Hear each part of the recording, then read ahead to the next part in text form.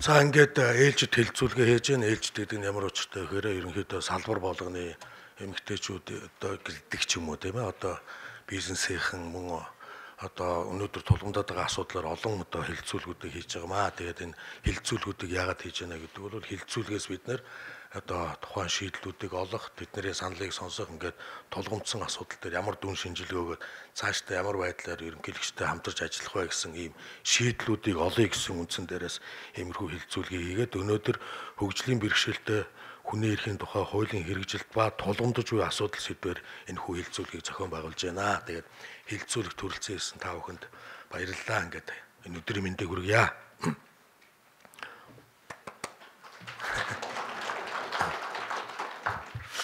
За хөгжлийн бэрхшээлтэй хүүхэд залуучууд иргэдийнхаа сурч боловсрох, ажил хөдөлмөр эрхлэх нийгмийн бүхий л үйлчилгээ, үйл ажиллагаанд хамрагдаж оролцох боломж нөхцөлийг бүрдүүлж оролцоог хангах тал дээр та бүхэнтэй хамтран ажиллахыг миний зүгээс чухалчлан үзэж байгаа. Ийм учраас энэ хэлцүүлгийг хийж байна.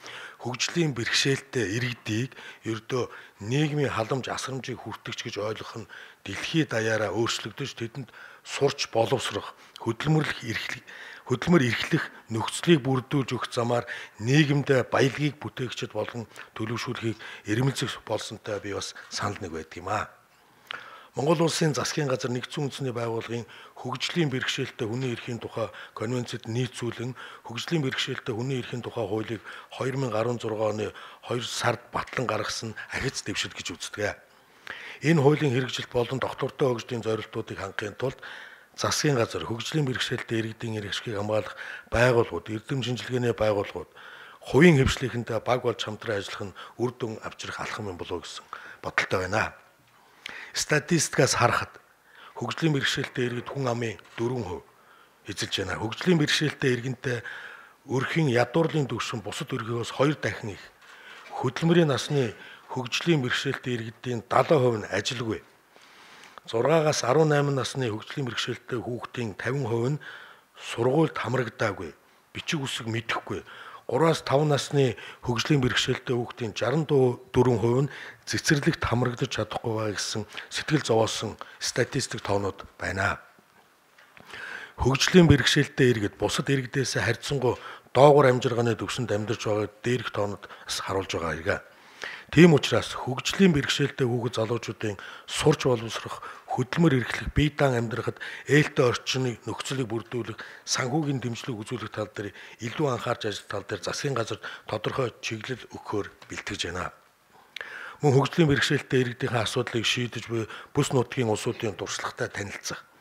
Шийдлүүдийг сонсох зорилгоор 2019 онд Аз номхон далайн бүсийн хөгжлийн бэрхшээлтэй иргэдийг хамт олонд түшгэлсэн хамруулан хөгжүүлэх 4-р их хурлыг Монгол улсын ерөнхийлөгчийн эвэлдор Улаанбаатарт зохион байгуулах талаар санаачлаг гарган ажиллах болно.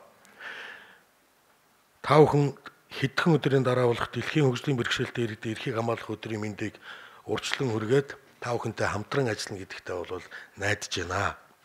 Өнөөдөр Монгол улсын нөхцөл байдал гадаад өр бол урд хожид байгаагүйгээр их хэмжээний юм өртөө болсон.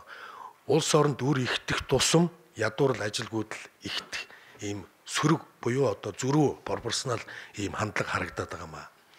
Өнөөдөр хөгжлийн бэрхшээлтэй иргэд байтугай хөгжлийн бэрхшээлгүй иргэд маань ядуу зүйдүү болсон байна.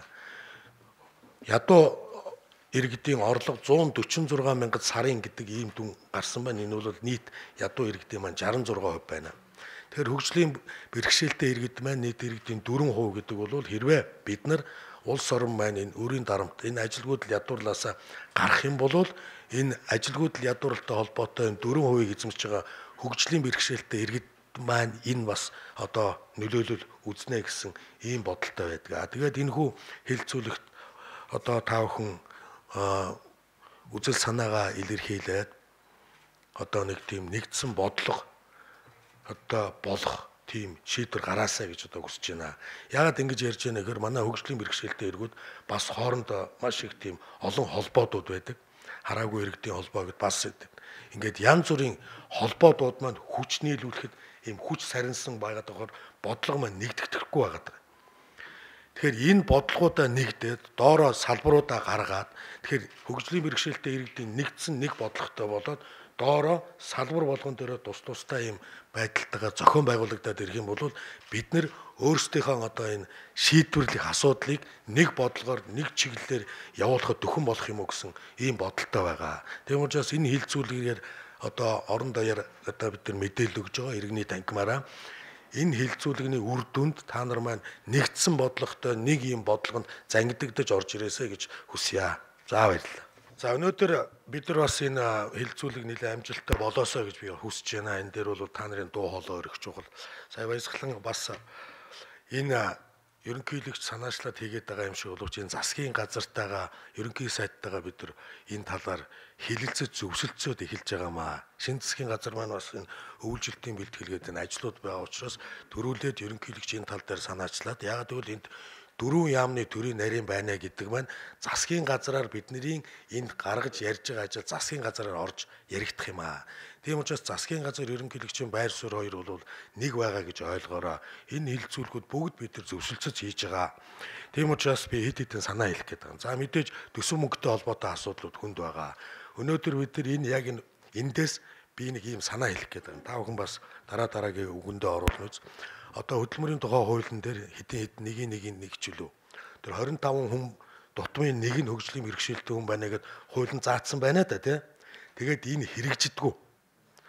Би бол юу гэж бодож байна гэхээр энэ хэрэгжидэггүй хуулийг хэрэгжүүлдэг байхын тулд энэ дөрвөн одоо яамны төрийн нарийн байна. Ингээд ерөнхийлөгчийн байр суурийг илэрхийлээд их хурл дахиад энэ хуулийг хэрэгжүүлдэг болох нэмэлт хуулийг өргөн барья гэж бодоод байгаа юм.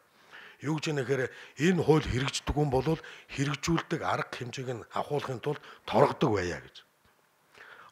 Хуулиндаа бол яг тэр хөдөлмөрийн хөлс мөсгээд торгуул байгаа боловч хэрвээ шалгалт оруулаад 25 хүн дутмын нэг хөгжлийн бэрхшээлтэй хүн тэр ажлын байранд хүн аваагүй бол тухайн байгууллагыг тэр цалингийн хэмжээний 2-3 удаа нуглаад торгуул төлөөд тэр торгуулсан төлбөр нь яг энэ хөгжлийн бэрхшээлтэй энэ хүмүүстэй хандсан санд ордог байя гэж. Одоо болохоор энэ тэр мөнгө нь хаашаа ороод байгааг нь мэддэхгүй байгаа тийм шүү. Тийм ээ. Тэгэхээр юу гэж яана гэхээр одоо хөдөлмөрийн хөлсний доод хэмжээ 240 мянгаыг 3 нугалахаар хэдэв. 720 мянган төгрөг сар болгон очоод торгоол тэр санд нь оруулаад байя гэж. За өнөөдөр нийт хүн амын 4% нь одоо хөгжлийн бэрхшээлтэй буюу одоо 3 сая иргэнээрээ тооцох юм бол 120 мянга орчим хүн байх шиг байна. Энэ 120 мянга өөрөө нэгдэх бодлого явуулмаар байгаа маа. Өөрөөсөө нэгдэхгүй болохоор энэ асуудлууд чинь ингээд дээр одоо ингээд төсөв мөнгө ч гэдэг юм ингээд эндээ бохимдол болж дуусаад байгаа юм. Тэгэхээр нэгдэх юм бол энэ тал дээр хууль санаачлаад яамдуудтайгаа нийлээд бид нар их хурлд оруулаад яамдуудтайгаа нийлэх юм чинь саяг шиг зүйлүүдийг гаргаад авах юм бол хөгжлийн бэрхшээлтэй хүмүүсийг хөгжүүлэх сан гэж байгуулад тэр сан руу саяын торгуулууд ороод ий гэж. Болж гин үү? Тэгэх юм бол төсөв мөнгө гэхгүй янз бүрээр бид нар энэ бол их мөнгө байхгүй юу? 120 мянган хүнийг бид нар 25 тавахад ерөнхийдөө нэг 100 гаруй л аж ахуй нэгж болж байгаа. Өнөөдөр Монголд 60 гаруй мянган аж ахуй нэгж одоо ажилдаг. Ингээ бодохоор бол бид нар тодорхой хэмжээгээр нэгэнт хуулиа хэрэгжүүлэх юм чинь тэр орлогыг бид нар зарцуулах эрхтэй байя. Тэгэхин тулд хөгжлийн бэрхшээлтэй иргэд маань нэг ийм санаа зоригтой байя гэсэн санаа. За би энэ хууль эрх зүйн талаар ярьж байна. За шинжлэх ухааны спортын яамны төрийн нарийн байж байна. Энэ төр бол мэдээж боловсролоо хандах асуудлууд бол нэлээ яригдах баг. Сая дээр мэдэн дотор юу явж байна гэхээр 1500 ширхэг номыг хэдэн саяар хэвлсэн гэж байна. 25 саяар гэж байгаа. Би л 1500 ширхэг номыг 25 сая төгрөгөөр бол хэмнэх гэдэг дээр бол эргэлзээд байгаа. Тэр бол алтан үсэг мүсгтэй ном бол бараг биш баг. Нэг ном бараг 24 мянган төгрөг болж байна. 26 мянга болж байна уу? Тийм ээ. Иймэрхүү байдлаар нөгөө одоо завшдаг юм маань ингэж илэрж байна. Энийг бол ягаад тулд бид нар бол энэ дээр анхаарад энэ төсвөлсөн юм дээр бид нар хяналт тавьдаг болъё.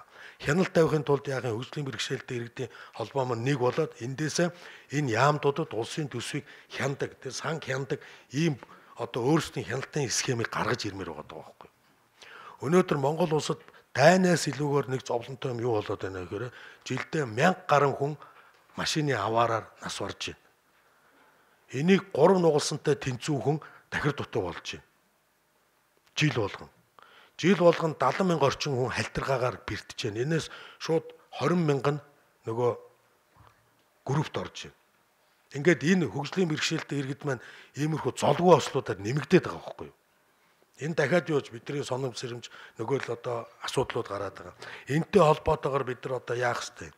Одоо жишээ нь Улаанбаатар хотод хальтардаг явган хүний замыг хальтардаг материалаар тавьчих. Хүн хорлох гэж байгаа юм шиг. Тэр хүмүүстэй хариуцлага тооцдог байх шээ. 20,000 гэдэг чинь 3 сая хүнтэй оронд бол их тоо байхгүй. Халахын голын дайнд нэг цөөхөн хэдэн хүн нас барлаа тийм ээ. Бид нар харьцуулахад жил болгон ийм дайнтай улс орон шиг юм байгаад байгаа маа.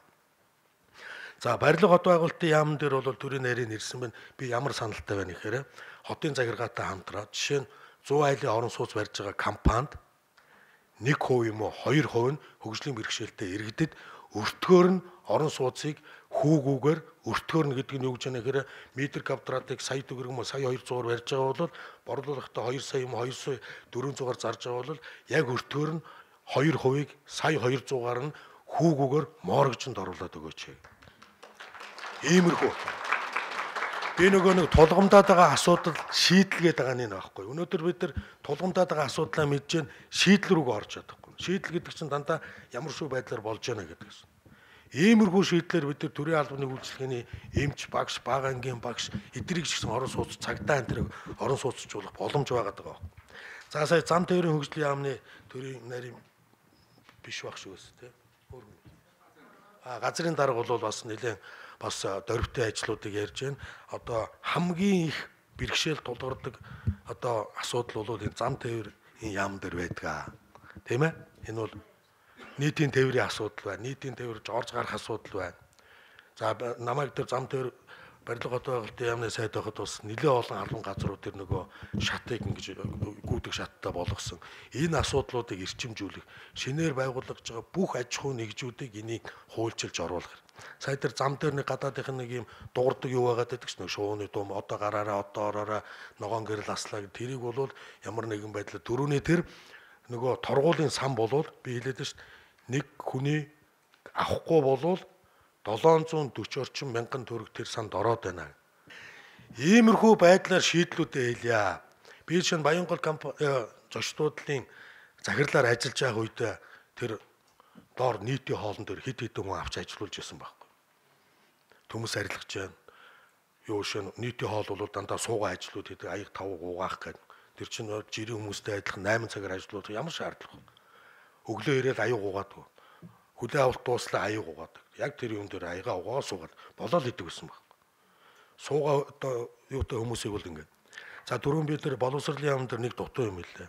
Нийгэмшүүлэх асуудал дээр бид нар жирийн иргэдтэй хамт хөл нийлүүлж алхахын тулд бидэрт юу хэрэгтэй?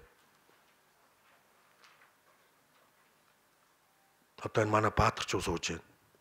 Биднэрт энэ хөгжлийн бэрхшээлтэй иргэд олимп дэлхийн аврах бусад спортын төрлөөр амжилт гаргаж байгаа иргэдээрээ уриалга гаргаж тэднэрээр үлгэр дуурайл бахархдаг тийм ажлыг энэ боловсролын соёл шинжилгээ ухааны спортын яам хийгээсэй гэж хүсэж байгаа. Бид нар жирийн иргэдтэй адилхан ийм спортын, ийм оюун ухааны ийм амжилт хүргэдэг. Шинэ жуудаа бүхий холбоо яадаг вэхээр нөгөө пара олимпийн тамирчтайгаа хамтарсан бэлтгэл хийдэг. Ямар ч асуудал байхгүй. Тэнд ямар нэгэн байдлаар чи тэр гэдгүү улсын аврагт бас хамт ордог. Тусдаа улсын авраг шалгаруулдаг. Тэгэхээр энэ баатруудаа энэ амжилт гаргасан хүмүүсээрээ бид нар бас яагаад энэ өрөө лоодсон болгоод болдгоо мэ гэж би бас энэ боловсрол соёл шинжилгээ спортын яамдад уриалга гэж санаачлаад байгаамаа. Тэгээд энэ бид нар ингээл сар болгон ч юм уу ингээл 6 сар болгон энэ асуудал ингээд хилцээд авах юм чинь энэ хилцэж байгаа энэ өргөн бүрэлдэхүүнээр нэг юм саяхрах юм шийдлүүд гаргаад өгөөч. Би бол ерөнхийдөө саях шиг нэлээд олон шийдлүүдийг бол гаргацсан байгаа. Энэ та нарын дуу хоолой хэрэгтэй байна. Ингээд тохирсон ёсороо бид нар энэ яам дуттайгаа нийлээд засгийн газар ерөнхий сайдад энэ шийдлүүдэд өргөн барих юм а. Энийгээ тохирцсон юм а. Эндээсээ бид нар дахиж хилцээд их хурл руу алийг өргөн барих юм. Тийм ээ? Одоо жишээ нь нэг хөнгөлтөө унааны асуудал байдаг. Энийг гайлын татвараас чөлөөлж орж ирэх. Тэр үед тэр нөгөө нэг жижиг машин байгаад байсан. бортизийн үйлдвэрийг байна. Тэн дээр хөнгөлтийн асуудал яах юм тийм ээ. Хэрвээ бид нар иргэд маань энэ хөгжлийн бэрхшээлтэй иргэд маань ажил хийгээд нийгмийн даатгалаа төлөөд эхлэх юм бол нөгөө бортизны асуудал, бортиз чинь зовлонтойш жил болгон солигддог. Ялангуяа хүүхдүүд бол хэцүү. Нөгөө биеийн томроод байдаг, шинчлэх гээд байдаг. Томорж байгаа хөгч нь 2 сараар, 3 сараар томордог. Эргээд тэр бортизээ солих хөрөнгө мөнгө ээж аавд нь байдгүй ч гэдэг юм.